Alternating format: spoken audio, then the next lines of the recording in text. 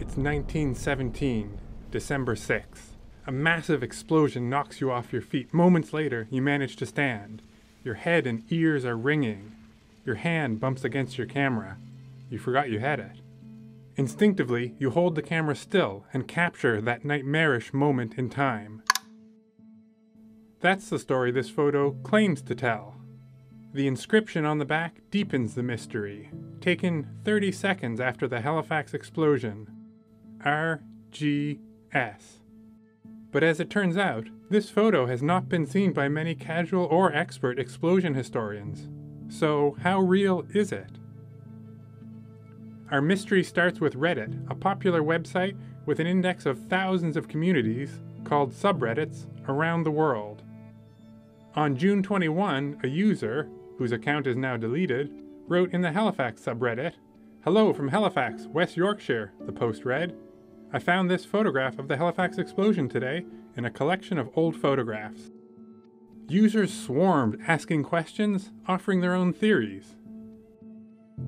CBC traced this photo to the Municipal Archives in Belleville, Ontario. An archivist explained it was donated in 2012 as part of a personal album of photos dated between 1917 and 1919, some of which were taken by a man named Reginald Garnett Stevens. RGS.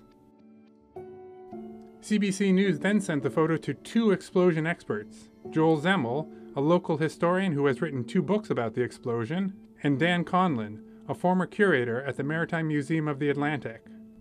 Both have seen and researched countless explosion photos, but neither have seen this one published.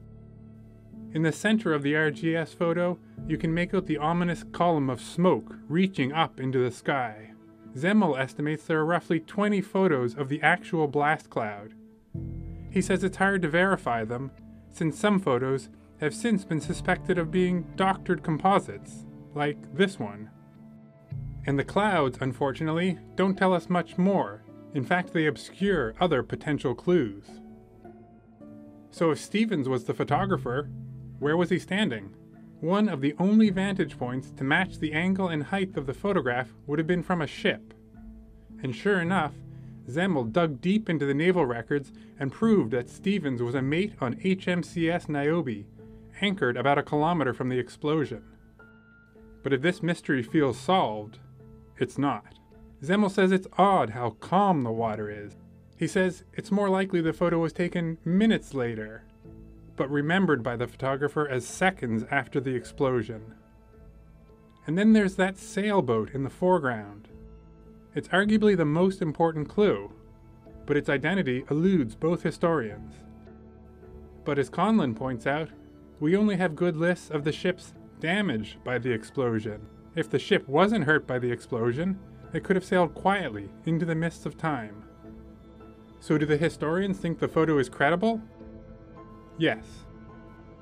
So do they know enough to confirm all the details? Not yet. But for both historians, the photo is a reminder that the explosion is still telling us new stories more than a century later.